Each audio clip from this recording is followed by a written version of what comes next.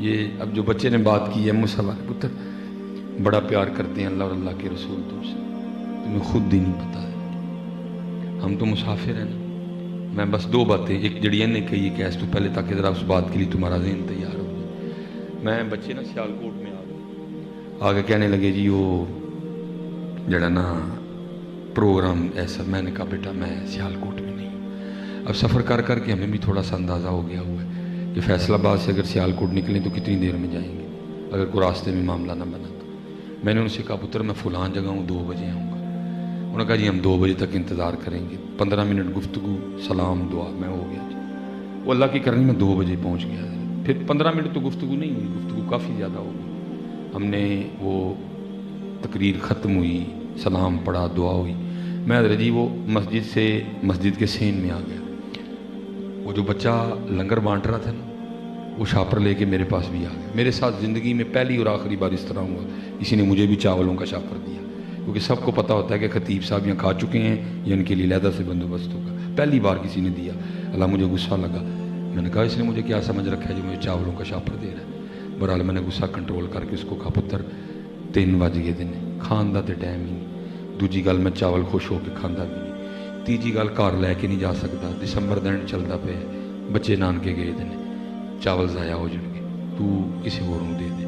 وہ آگے سے مجھے ڈرا کے کہتا ہے حضرت لنگر نو نہ نہیں کری دی۔ میں ٹھیک ہو گیا، مفتی اعظم آف قسطنطنیہ ہیں۔ نہیں جی یہ بھی سنیوں میں یہ کمال ہے، بغیر پڑھے ہیں سارے مفتی ہیں، بغیر پڑھے ہیں سارے ماشاءاللہ افتاد تے جڑے نے نا فائز ہوئے دے سارے بغیر جڑا نا وہ تخصص تو فتویٰ دے رہے ہیں۔ یہ اہل سنت وچ ہی کمال ہے۔ وہ اچھا ہم بھائی یہ ماننے والے ٹھہرے، میں نے اس کے ہاتھ سے شاپر پکڑ لیا، میں بھائی کو ہم نے بھائی پاویں نماز پڑھو نہ پڑھو لنگر نو نہیں نہ کرنی کوئی، داڑھی پاویں رکھو نہ رکھو لنگر نو نہیں نہ کرنی کوئی۔ بہت پکے ہیں ماشاءاللہ سے، لنگر بھی جڑا نا حضرت وجوب دا درجہ اختیار کر چکے ہیں، نماز پاویں پڑھو نہ پڑھو لنگر میں بے شک برکت ہے، لیکن پتر لنگر کی برکت حاصل اسے ہوگی جو نمازی ہے۔ ٹھیک ہے، بزرگوں سے پاک سلطان باؤ فرماتے ہیں ایک کہتے ہیں جو بے نماز ہے خنزیر سے برا ہے، ایک کہتے ہیں جو بے نماز ہے اس کو مسلمانوں کے قبرستان میں دفنا ہوئے کوئی نہ، تو پھر بات کدھر کی رہے گی۔ لنگر اصل میں صحیح فائدہ دے گا نمازی کو حضرت جی۔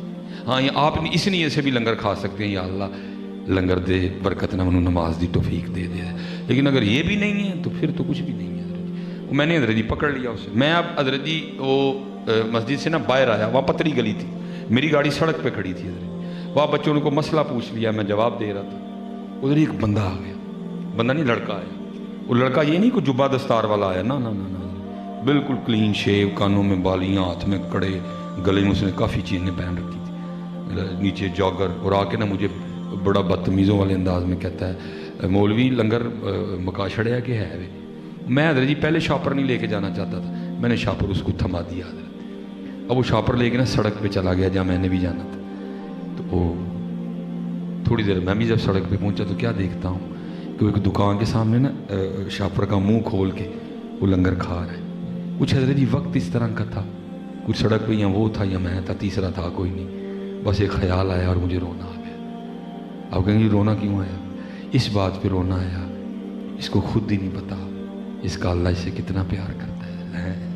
حضرت جی میں شاپر کا اٹھا رہا تھا، مجھے زبردستی اٹھوایا گیا، اور مولوی نہیں کھانا نہ کھا، باہر تے لے جا ساڈا بندہ آ نہیں ڈیا،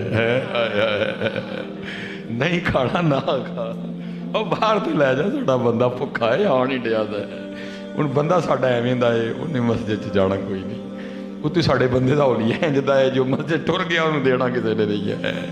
تو پھر کیا ہوا، ایک علماء کے نوکر سے شاپر اٹھوایا گیا۔ پھر میرے بزرگ اس میں کہا کرتے تھے ہماری بے وفائی پر بھی وہ اتنا پیار کرتے ہیں، اگر ہم با وفا ہوتے تو کیا ہوتے ہیں۔